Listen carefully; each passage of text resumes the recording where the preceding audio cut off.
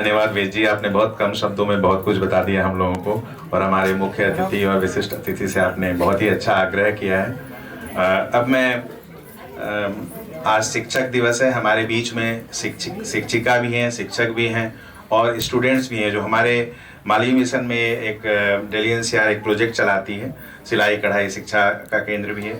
तो उसमें मैं रिक्वेस्ट करूंगा हमारे मुख्य अतिथि महोदय से और विशिष्ट अतिथि महोदय से कि आप हमारे श्रीमती पूनम कौशिक जी हैं, ये शिक्षिका हैं, हमारे यहाँ प्रोजेक्ट चलाती रन करती हैं और इनका सम्मान करने के लिए। अर्चना जी फोटो पीछे से ले रहे थे ना। मैं हमारे भैया फोन नीचे कर लो। शिक्षक श्रीकांत मिश्रा जी से भी रिक्वेस्ट करूंगा वो आए, उनका स्वागत।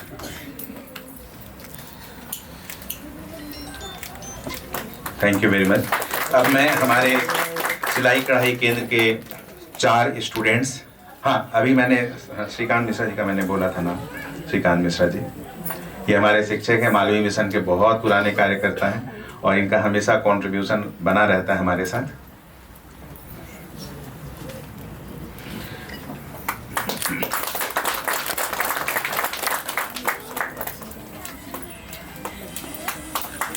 हमारे केंद्र के सिलाई कढ़ाई केंद्र के ही 4 स्टूडेंट्स हैं। स्टूडेंट्स मैं इसलिए बोल रहा हूँ कि सीखने का कोई उम्र नहीं होता, तो वो बहुत ही उनके हम शुक्रगुजार हैं कि उन्होंने हमें मौका दिया कि हम उन्हें कुछ सिखा पाएँ। पूनम कौशिक जी उनको सिलाई कढ़ाई सिखाती हैं। सिंगर के साथ हमारा टाई अप है, तो सिंगर से उन्होंने 6 महीने का सर्टिफिकेट कोर्स किया है, मालवीय मिशन इंस्ट्रूमेंटल है उसमें। तो मैं रिक्वेस्ट करूँगा आप सभी लोगों से जल्दी जल्दी आ जाएँ। बिंदा शर्मा जी, रूबी देवी जी, इधर देखिए, नाजिया जी की जगह पूनम कौशिक जी ले लें आप, और संगीता देवी जी। आप सभी को बहुत बहुत बधाई, बहुत बहुत शुभकामनाएं। नाजिया जी के बिहाफ पे मैडम ले लेंगे।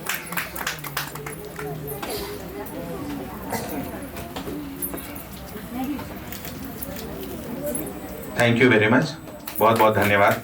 अब मैं डॉक्टर सीबी त्रिपाठी जी से निवेदन करूंगा हमारे आज के मुख्य अतिथि श्री विजेंद्र गुप्ता जी के लिए प्रशस्ति पत्र वो पढ़ें।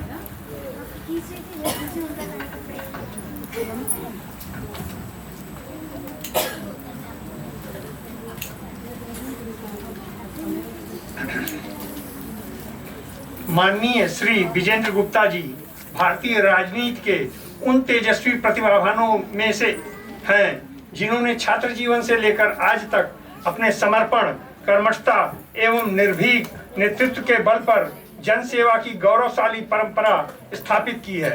आप न केवल भारतीय जनता पार्टी के लोकप्रिय एवं जनप्रिय नेता हैं, बल्कि दिल्ली की राजनीति के सशक्त स्तंभ के रूप में भी प्रतिष्ठित हैं।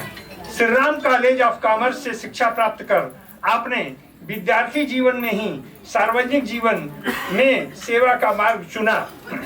दिल्ली विश्वविद्यालय छात्र संघ के उपाध्यक्ष से लेकर रोहिणी क्षेत्र से 3 बार पार्षद एवं 3 बार विधायक तक की आपकी यात्रा इस तथ्य का प्रमाण है कि जनता का विश्वास आपके साथ सदा बना रहा है। 20 फरवरी 2025 को दिल्ली विधानसभा के अध्यक्ष पद पर आपके सर्वसम्मत निर्वाचन ने इस गरिमामयी संस्था को एक सक्षम, संवेदनशील एवं दूरदर्शी नेतृत्व प्रदान किया। आपके नेतृत्व में दिल्ली विधानसभा की कार्यवाही सुसंगठित, मर्यादित एवं प्रभावी ढंग से संचालित हो रही है, जो लोकतंत्र की गरिमा को गौरवान्वित करती है। दिनांक 24-25 अगस्त 2025 को दिल्ली विधानसभा द्वारा वीर विट्ठल भाई पटेल प्रथम निर्वाचित भारतीय स्पीकर शताब्दी समारोह का सफल आयोजन आपके कुशल नेतृत्व का प्रमाण है। आज दिनांक 5 सितंबर 2025 शिक्षक दिवस के पावन अवसर पर मालवीय स्मृति भवन दिल्ली में आपके शुभागमन से यह समारोह अत्यंत गौरवशाली एवं ऐतिहासिक बन गया है। महामना मालवीय मिशन आपकी उपस्थिति को अपना सौभाग्य मानते हुए आपका सहृदय सत अभिनंदन एवं हार्दिक स्वागत करता है तथा आपके उत्तम स्वास्थ्य, सुदीर्घ एवं यशस्वी जीवन की मंगल कामना करता है।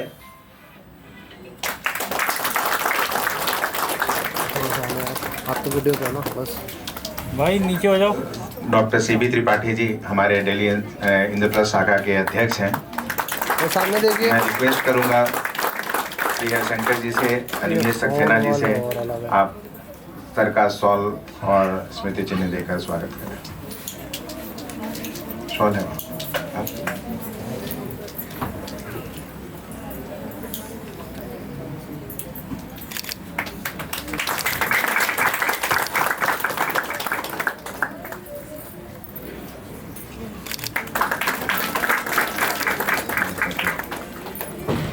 मैं दिल्ली NCR शाखा के कोषाध्यक्ष ब्रजेश जी से रिक्वेस्ट करूंगा वो विशिष्ट अतिथि कुमार कपिलेश्वर सिंह जी के लिए प्रशस्ति पत्र का वाचन करें।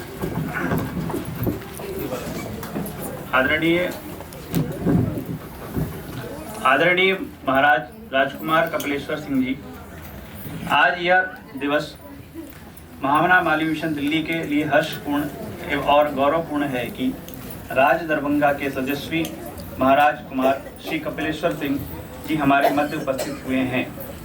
महामना मालवीय मिशन परिवार संपूर्ण श्रद्धा और भावनाओं के साथ आपका स्वागत एवं अभिनंदन करता है। आपका राजवंश भारतवर्ष का वह गौरवशाली वंश है जिसने युगों युगों तक साहित्य, संगीत, कला, संस्कृति, शिक्षा और समाज सेवा के क्षेत्र में अमिट योगदान देकर राष्ट्र के इतिहास को आलोकित किया है। राजवंश दरभंगा के दरबार ने केवल वैभव एवं ऐश्वर्य ही नहीं अपितु राष्ट्र के नवोत्थान, सांस्कृतिक पुनर्जागरण और शिक्षा प्रसार में जो अमूल्य भूमिका निभाई है वह भारतीय जनमानस में सर्वदा अंकित रहेगी। देश के विभिन्न नगरों में विराजमान दरभंगा हाउस राज दरभंगा की अनुपम कृति और ऐतिहासिक महिमा के साक्षात प्रतीक हैं। विशेषतः उच्च शिक्षा के क्षेत्र में आपके वंश का योगदान अप्रतिम है। काशी हिंदू विश्वविद्यालय, कलकत्ता विश्वविद्यालय, इलाहाबाद विश्वविद्यालय, पटना विश्वविद्यालय, अलीगढ़ मुस्लिम विश्वविद्यालय, ललित नारायण मिथिला विश्वविद्यालय, कामेश्वर सिंह दरभंगा संस्कृत विश्वविद्यालय, दरभंगा मेडिकल कॉलेज एवं हॉस्पिटल और अन्य अनेक संस्थान आपके पूर्वजों के उदार दान और संरक्षण के कारण सुदृढ़ हो सके। पटना विश्वविद्यालय को प्रदत्त नवलखा पैलेस इस अद्वितीय शैक्षणिक परंपरा का गौरवशाली स्मारक है। महामना पंडित मदन मालवीय जी के साथ राजा दरभंगा का प्रगाढ़ संबंध भारतीय शिक्षा जगत का अमूल्य अध्याय है। महाराजाधिराज सर रामेश्वर सिंह बहादुर एवं महाराजाधिराज कामेश्वर सिंह बहादुर जैसे यशस्वी नरेश महामना के महान संकल्पों भारत धर्म महामंडल, सनातन धर्म महासभा और हिंदू विश्वविद्यालय के प्रमुख आधार स्तंभ रहे। महामना के साथ उनके पत्राचार, यात्राएं और संरक्षकत्व ने ही विश्वविख्यात काशी हिंदू विश्वविद्यालय की स्थापना को संभव बनाया। यह तथ्य आपके कुल की अत्यंत राष्ट्र सेवा का अद्भुत प्रमाण है। ऐसे गौरवशाली कुल परंपरा के ध्वजवाहक आदरणीय महाराज कुमार श्री कपिलेश्वर सिंह जी, आपके व्यक्तित्व में राष्ट्रीय गरिमा और लोक सुलभ सौजन्य का अद्भुत संगम है। आप मिलनसार, सौम्य, शिक्षा प्रेमी एवं दूरदर्शी व्यक्तित्व के धनी हैं। आधुनिक विज्ञान, तकनीकी और खेलों में आपकी रुचि, साथ ही साहित्य एवं कला के प्रति आपका अनुराग आपको एक सर्वांग सुंदर व्यक्तित्व प्रदान करता है। दरभंगा क्षेत्र में शिक्षा, चिकित्सा एवं लोक सेवा के लिए आपके प्रयास आपके पूर्वजों की परंपरा को उज्जवल करते हुए समाज को नवीन दिशा प्रदान कर रहे हैं। महामना मालवीय मिशन आपके प्रति विशेष रूप से कृतज्ञ है कि आपने अपने राज अभिलेखागार से महामना से संबंधित मूल दस्तावेजों को पंडित मनोहर महामालवीय संपूर्ण वाङ्मय परियोजना हेतु उदारता पूर्वक उपलब्ध कराया। यह योगदान इतिहास के पन्नों में स्वर्णाक्षरों में अंकित रहेगा। आज दिनांक 5 सितंबर 2025 शिक्षक दिवस के पावन अवसर पर मालवीय स्मृति भवन दिल्ली में आपके शुभागमन से यह समारोह अत्यंत गौरवशाली बन गया है। हम समस्त सदस्यगण आपकी उपस्थिति को अपना सौभाग्य मानते हुए सहृदय सशक्त वंदन, अभिनंदन और स्वागत करते हैं तथा आपके सुपुत्र कुमार अरिहंत सिंह जी के 18वें जन्मदिन की हार्दिक शुभकामनाएं अर्पित करते हैं। हम आशा करते हैं कि राजनीति के माध्यम से समाज का उत्कृष्ट कार्य करेंगे। Thank you very much. मैं हमारे दिल्ली एनसीआर शाखा के जनरल सेक्रेटरी अर्चना गुप्ता जी से रिक्वेस्ट करूंगा आप सबको सॉल्व और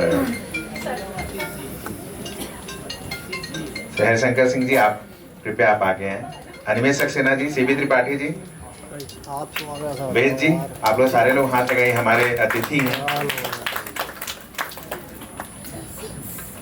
थैंक यू वेरी मच। अब मैं आज के मुख्य अतिथि माननीय श्री विजेंद्र गुप्ता जी से अनुरोध करूंगा कि हमें वो संबोधित करें।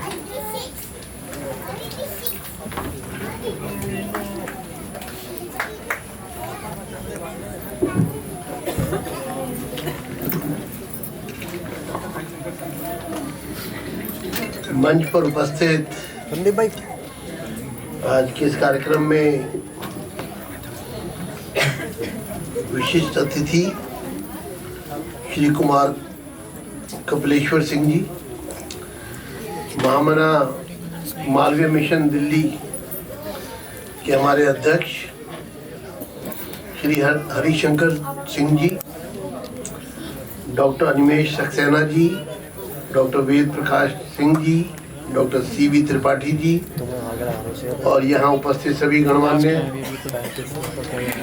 आए हुए बहनों और भाइयों, प्यारे बच्चों और साथियों, नीचे शूट हो रहा था इसी से तो बता भी। आज शिक्षक दिवस है और जब शिक्षा और शिक्षक की बात हो तो महामना मदन मोहन मालवीय जी के बगैर वो पूरी नहीं हो सकती। वास्तविकता में किसी भी राष्ट्र की अगर विकास का मार्ग अगर प्रशस्त करना है तो शिक्षा ही एकमात्र ऐसा उद्देश्य है, शिक्षा ही एकमात्र ऐसा टूल जिसको कहेंगे औजार है जो व्यक्तियों को गढ़ने का काम करता है। कबीरदास ने कहा है, गुरु गोविंद दोऊ खड़ी काके लागू पाओ, बलिहारी गुरु आपनो गोविंद दियो बताए। और ये बात सही है, अगर गोविंद को जानना है अर्थात संस्कृति को पहचानना है, मानवीय मूल्यों के बारे में और एक साधना, एक जीवन, एक चरित्रवान जीवन, तो उसके लिए गुरु की आवश्यकता है। वैसे तो बच्चे के जन्म से ही उसकी पहली गुरु उसकी माँ है। जो माँ से वो बच्चा सीखता है वो उसकी नींव जो तैयार होती है उसके जीवन की, वो आगे चलकर उसको एक अच्छा इंसान बनाती है। मालवीय जी ने जो शिक्षा दी है उसके बारे में हम ये कह सकते हैं कि उन्होंने जब BHU के बारे में विचार किया तो उनके मन में जो दृष्टिकोण था उसका एक पूरा रोड मैप था। हालांकि उन्होंने जब बनारस हिंदू यूनिवर्सिटी की जब उद्घाटन हुआ, प्रारंभ हुई 1916 में, तो उस समय मालवीय जी की आयु लगभग 55-56 वर्ष रही होगी और उन्होंने जीवन के उस पड़ाव पर एक इतना बड़ा कार्य अपने हाथों में लिया जब लोगों को लगता है कि अब तो जीवन का अधिकांश समय बीत गया है। तब उन्होंने देश भर में घूमकर, जैसा भी बताया गया, महाराजा दरभंगा जी का जो सहयोग इसमें है वो निश्चित रूप से वो उसको किसी मायने में हम कम आंक नहीं सकते, क्योंकि अगर उसके पीछे की कोई शक्ति है, लेकिन उनको इस कार्य के लिए जिन्होंने प्रेरित किया और जिसके कारण वो उनके साथ लगे, तो वो जो प्रेरणा थी महामना जी की, वही एक कारण था कि जिसके कारण महाराज जी उनके साथ जुड़े, और सिर्फ जुड़े नहीं बल्कि उस मिशन का हिस्सा बन गए। आज चरित्र निर्माण की बात हो, नैतिक शिक्षा की बात हो, किताबों की जानकारी लेना और उसको पेपर आंसर शीट पर उड़ेल देना, मैं इसको शिक्षा नहीं मानता। उससे आप अच्छे नंबर तो ले सकते हैं, लेकिन अगर संस्कार के बगैर वो शिक्षा है, अगर मानवीय मूल्यों के बगैर वो शिक्षा है, देशभक्ति के बगैर वो शिक्षा है, तो वो शिक्षा अगर ईश्वरीय शक्ति रखती है तो वो दानव बनाने में भी किसी को देर नहीं करेगी, यदि उसने संस्कारों के साथ वो शिक्षा प्राप्त नहीं की। एक अच्छा साइंटिस्ट बन सकता है, लेकिन वो एक अच्छा इंसान नहीं है, देशभक्त नहीं है, संस्कारों से ओतप्रोत नहीं है, तो वो साइंटिस्ट किस दिशा में काम करेगा?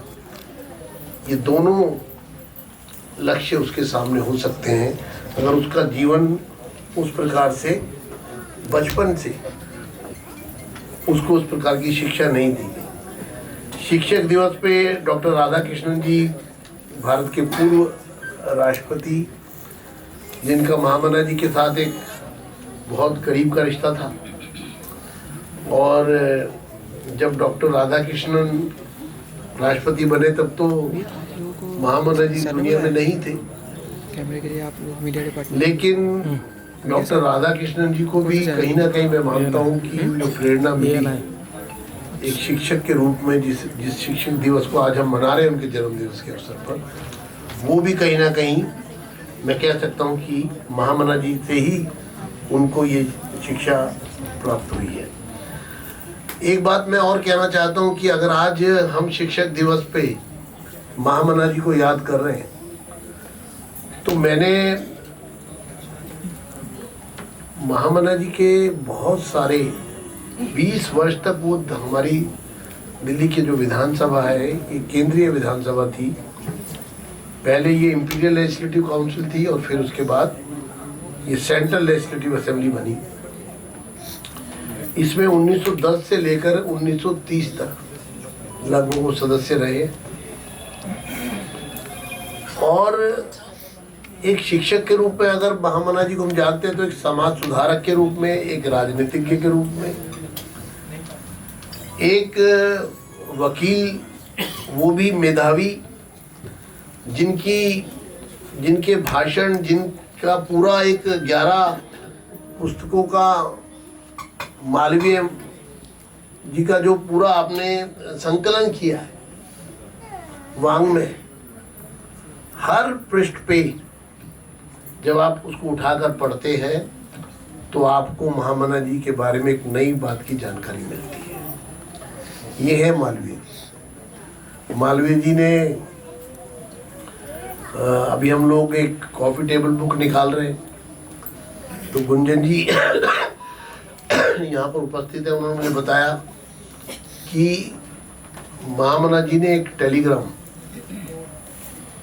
उस समय के वायसराय को किया था जब भगत सिंह को फांसी हो रही थी कि उनको फांसी ना दी जाए। यानी कि देश के अंदर घटित होने वाली एक भी घटना, चाहे वो रॉलेट एक्ट पास हुआ हो, आप रॉलेट एक्ट पर आप विस्तार से जाने का समय नहीं है क्योंकि समय काफ़ी हो गया है, लेकिन अगर पहली चिंगारी गांधी जी के हिंदुस्तान आने के बाद 1915 के बाद जो आज़ाद अंग्रेजों को लग गया कि अब भारत छोड़ना होगा, महसूस हो गया था, उसके पीछे की ताकत थे महामना मदन मोहन मालवीय। आप मार्च 1919, फरवरी 1919, मार्च 1919 और उसके बाद सितंबर 1919 और अप्रैल 1919, आप इस दौर में जब रॉलेट एक्ट सदन के पटल पर अंग्रेजों द्वारा लाया गया प्रथम विश्व युद्ध की समाप्ति के समय पर, तो उसमें जो उनके भाषण है सदन के अंदर, वो अंग्रेजी सरकार को की जो नींव है उसको हिला देने वाले और पूरे देश को जगाने का काम महामना जी ने किया। और गांधी जी स्वयं अपने जीवन काल में अगर किसी विधानसभा या संसद भवन के विस्तृत गैलरी में गए वंस पूरा लाइफ टाइम में, तो वो हमारी दिल्ली की विधानसभा में मालवीय जी को सुनने आए थे, दर्शक जी का। और उसके बाद जलियांवाला बाग की जो घटना हुई और उसके बाद फिर सदन में जो मालवीय जी के 4 भाषण हुए उस घटना को लेकर के, वो भी इस देश को झकझोर देने वाले थे। एक अवसर नहीं है, अनेकों अवसर पर, चाहे वो साइमन कमीशन का विरोध हुआ हो, चाहे वो भगत सिंह ने जो असेंबली में बम फेंके उसके बाद की जो चर्चाएं हुई हो, चाहे विट्ठल भाई पटेल जी जो पहले भारतीय निर्वाचित अध्यक्ष बने, उनको अध्यक्ष बनाने के जो आर्किटेक्ट मैं कहूँगा, क्योंकि अंग्रेजों की सरकार, अंग्रेजों का साम्राज्य जिनका सूर्य कहते हैं कि अंग्रेजी शासन का कभी अस्त नहीं होता था, ऐसी सरकार के खिलाफ, ऐसी अंग्रेजी हुकूमत के खिलाफ विट्ठल भाई पटेल जी को 2 वोट से जिताने का अगर श्रेय है तो उसके पीछे भी महामना मालवीय जी के योगदान को भुलाया नहीं जा सकता। जिस तरह से सदन में जो एक शतरंज बिछी हुई थी और जिस तरह के जिन्ना का भूमिका उसमें थी कि विट्ठल भाई पटेल अध्यक्ष ना बने और तीसरे उम्मीदवार को खड़ा करके और जो सरकारी उम्मीदवार था वो जीत जाए और विट्ठल भाई पटेल हार जाए, उसमें उस तीसरे उम्मीदवार को बिठाने के काम में जो भूमिका सदन के सदस्य के रूप में उन्होंने उस समय की, उसके लिए हिंदुस्तान का इतिहास, हमारी लेजिस्लेचर और हमारा विधायी व्यवस्था जिसको बल मिला उस दौरान, वो हमेशा ऋणी रही। मेरे पास बताने को बहुत कुछ है, कहने को बहुत कुछ है, लेकिन 1946 में जब महामना जी का देहांत हुआ और जब चर्चा चली थी हिंदुस्तान के पार्टीशन की, उस दौरान जो सबसे अधिक भागदौड़ अगर किसी ने की कि पार्टीशन ना हो, तो आप इतिहास के पन्नों को पलटेंगे तो आपको पाएंगे वो शख्सियत महामना मदन मोहन मालवीय थे। और इसी दौरान उनका देहांत हो गया। शायद वो कुछ और वर्ष जीते तो हिंदुस्तान का स्वरूप कुछ और हो सकता था, मेरा ऐसा मानना है। लेकिन उन्होंने अपने उनके जीवन से हमको सीखने के लिए बहुत कुछ है, उसको अपने जीवन में उतारने के लिए बहुत कुछ है। उनका संयम, उनकी तीव्र बुद्धिमत्ता, उनकी सोच, उनकी विचार और वो बहुआयामी एक चरित्र और एक बहुआयामी जो उनकी एक जीवन पूरा परिचय है, उसको मुझे बताया गया। माननीय अटल जी पूर्व प्रधानमंत्री जी ने जब एक कार्यक्रम में ये जानकारी आई 2001 में, तो भवन के लिए स्थान तुरंत जो है वो तय किया गया। और मुझे लगता है कि ये भवन का होना और आप सबका उस पर कार्यरत होना, आप धन्य हैं। मैं कहूँगा आप सब लोगों के तो चरणों में बार बार प्रणाम करने की जरूरत है, जो ये भवन को तैयार किया और उसके बाद ये मिशन को लेकर आप आगे बढ़ रहे हैं। एक ऐसी शख्सियत को आप स्थापित, एक बार दुनिया के सामने जिस तरह से आपने वाङ्मय का रचना की है, लेकर के पूरी नई पीढ़ी के सामने हम लेकर के आ रहे हैं और उसके लिए लगातार कार्यरत है। मैं आपको विश्वास दिलाता हूँ, आपके हर कार्य में मैं एक कार्यकर्ता के रूप में मैं आपके साथ खड़ा हूँ और आपकी हर योजना को वो सफल हो उसको मैं अपना विषय भी बनाऊँ, इसी सोच के साथ मैं अपनी बात को यहीं समाप्त करता हूँ। और एक बार पुनः मुझे आज के इस अवसर पर आपने आमंत्रित किया, अपने उद्गार प्रकट करने का अवसर दिया और मुझे जैसे एक व्यक्ति को इस मंच पर महामना जी के बारे में कुछ मैं कह सकूं। वैसे तो सूरज को दिया दिखाने वाला विषय है, लेकिन फिर भी एक प्रयास मैंने किया। मैं बहुत बहुत आभारी हूँ। धन्यवाद। बहुत बहुत धन्यवाद सर। जैसा कि हमारे वेद जी ने संकल्प लेने को कहा था, आपने बहुत कुछ कह दिया है अपनी तरफ से इशारों में। तो हम बहुत उम्मीद करते हैं कि आप हमारे साथ बिल्कुल एक परिवार के बड़े सदस्य के रूप में आप जुड़ेंगे। बहुत बहुत धन्यवाद सर। अब मैं हमारे आज के विशिष्ट अतिथि श्री कपिलेश्वर जी से मैं रिक्वेस्ट करूंगा हमें सभा को संबोधित करें।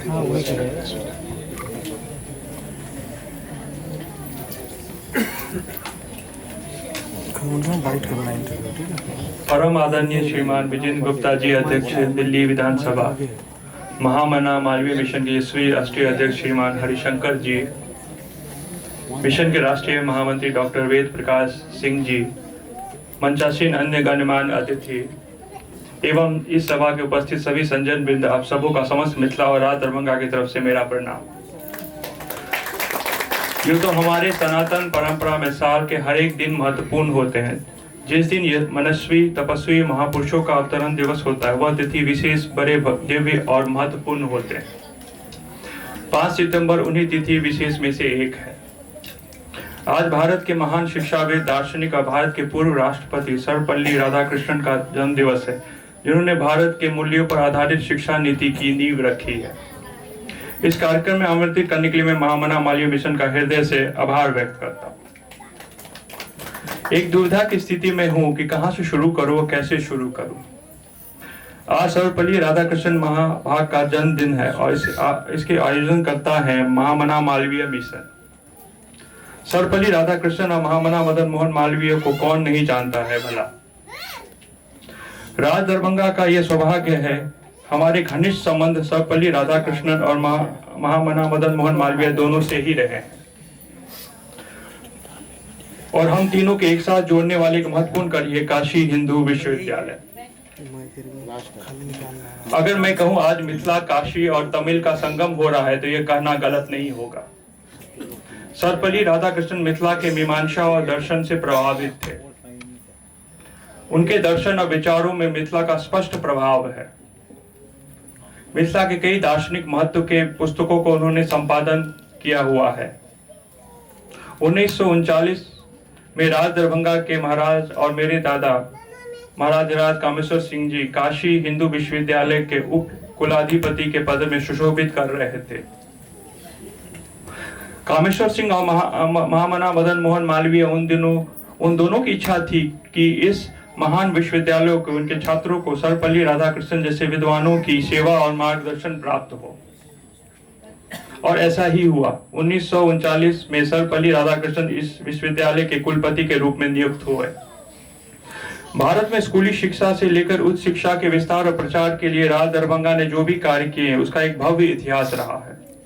राधाकृष्णन मिथिला की विद्वत और बौद्धिक परंपरा से परिचित थे, इसलिए जब उन्होंने भारत सरकार को यूनिवर्सिटी एजुकेशन कमीशन की रिपोर्ट भारत सरकार को सौंपी थी, तब उन्होंने मिथिला में एक विश्वविद्यालय की स्थापना की जोरदार वकालत की थी।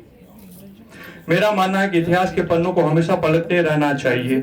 इससे दो बातें होती हैं, एक तो पन्नों पर धूल नहीं जमती और हमारी स्मृति धुंधली नहीं होती। इतिहास दो विस्मृत पीढ़ियों के बीच का एक पुल का काम करता है, और आज इन बातों की चर्चा करते हुए मैं खुद को इस पुल के बीच में खड़ा पाता हूँ, जहां मुझे महामना मदन मोहन मालवीय और मेरे परदादा महाराज रामेश्वर सिंह की एक साथ एक फ्रेम में दिख रहे हैं। अक्टूबर 1910 में काशी में हिंदू विश्वविद्यालय की स्थापना को लेकर राष्ट्रीय स्तर पर एक गंभीर प्रयास शुरू हुए थे। नवंबर 1910 में काशी में विश्वविद्यालय की स्थापना के लिए 65 सदस्यों वाली एक संस्था का गठन हुआ, जिसके प्रेसिडेंट थे महाराज रामेश्वर सिंह जी। विश्वविद्यालय स्थापना के लिए उन्होंने सबसे पहला दान 5 लाख रुपए का किया था। फिर उन्होंने देश के जमींदारों और राजाओं से मिलकर विश्वविद्यालय की स्थापना के लिए करीब 1 करोड़ की धनराशि जमा की थी। इस अभियान में रामेश्वर सिंह किसी राजा या दानकर्ता के रूप में शामिल नहीं थे, वो बतौर एक अभियानी के रूप में शामिल हुए। बताऊंगा मैं। शिक्षा और भिक्षा ब्राह्मणों का कर्तव्य है। रामेश्वर सिंह ने एक भिक्षुक के रूप में हिंदू समाज के लिए निर्माणाधीन काशी हिंदू विश्वविद्यालय के लिए इतनी बड़ी धनराशि इकट्ठी की और देश के सबसे प्रतिष्ठित विश्वविद्यालय को स्थापित भी कर दिया। यह ऐसा संभव हो सका क्योंकि रामेश्वर सिंह के संग महामना का योग था। भारत की 4 ज्ञान परंपराएं रही है, क्रमशः मिथिला, काशी, कश्मीर और तमिल। आज जरूरत है हम इन पुराने संबंधों को जीवित करें, ज्ञान की लुप्त हो चुकी धारा को फिर खोजें और प्रवाहित करें। मुझे खंडवाला कुल में जन्म लेने का सौभाग्य प्राप्त हुआ है। इस कुल में को राज दरभंगा के रूप में कई सदियों तक मिथिला ही नहीं अभी तो पूरे भारत के बौद्धिक, राजनीतिक, शैक्षिक आंदोलन का नेतृत्व करने का मौका मिला है। मैं बताना चाहता हूँ कि खंडवाला और राज दरभंगा शासक नहीं शिक्षक रहा है। खंडवाला वंश के संस्थापक महेश ठाकुर स्वयं महामहोपाध्याय थे। इस वंश में महामहोपाध्याय महापंडितों की एक सुदीर्घ परंपरा रही है। हम कभी सत्ता के इच्छुक नहीं थे क्योंकि हम भिक्षुक रहे हैं। हम शासक नहीं, सेवक रहे हैं। शायद यही कारण है कि राज दरभंगा ने भारत में शिक्षा विकास के लिए इतना सारा काम किया। चाहे काशी हिंदू विश्वविद्यालय हो, कामेश्वर सिंह दरबार संस्कृत विश्वविद्यालय, ललित नारायण मिथिला विश्वविद्यालय, दरभंगा मेडिकल कॉलेज एक हॉस्पिटल स्थापना हो, या फिर कलकत्ता विश्वविद्यालय, इलाहाबाद विश्वविद्यालय, पटना विश्वविद्यालय, अलीगढ़ मुस्लिम विश्वविद्यालय के लिए बढ़ चढ़ कर दिया गया उदार पूर्वक सहयोग है। राज दरभंगा ने हमेशा ही शिक्षा को प्राथमिकता दी है। अपने मन की बात करता हूँ, शिक्षा को वो मंदिर है जिसकी ईंट हमारे पूर्वजों ने लगाई है। वो हमेशा ही से आकर्षित करती है। अनायासी मेरे सर पर उन भवनों के सामने झुक जाता है। इस आकर्षण का अर्थ है हमारा अतीत से हमें फिर उन धरोहर को सजोने के लिए कह रहा है। इस शिक्षक दिवस पर हम सभी यह संकल्प ले कि महामना मालवीय जी के स्वप्न, राधा कृष्ण जी के आदर्श और राज दरभंगा के योगदान को आगे बढ़ाए। हमें इस बात की बहुत खुशी है कि माननीय नरेंद्र मोदी जी की सरकार उस स्वप्न को संकल्प में बदलने के संकल्प से सिद्धि तक ले जाने के लिए गंभीर है। भारत के लिए उचित शिक्षा पद्धति ही संकल्प का साधन होगा। मैं तो वर्तमान काल को भारत में पुनः जागरण का काल मानता हूँ। मैं तो वर्तमान काल, क्योंकि ऋग्वेद एक प्रेरक ऋचा है, समानो मंत्र समिति समानी, अर्थात हमारे विचार, संकल्प और हृदय एकजुट हो। समय आ गया है मिथिला, काशी, कश्मीर और तमिल सहित पूरे भारत के विचार, संकल्प और हृदय एक हो और हम नया भारत गढ़ सके। हम आप सबों का बहुत बहुत आभार। जय भारत माता। बहुत बहुत धन्यवाद सर। मैं एक मिनट चलते हैं। पूरी तरह से आश्वस्त हूँ कि आप आज हमारे मालवीय मिशन परिवार से जुड़ चुके हैं और आगे आप जुड़े रहेंगे। आपका बहुत बहुत धन्यवाद। अब मैं आज हमारे राष्ट्रीय अध्यक्ष श्री हरिशंकर जी से निवेदन करूंगा, वो हमें संबोधित करें।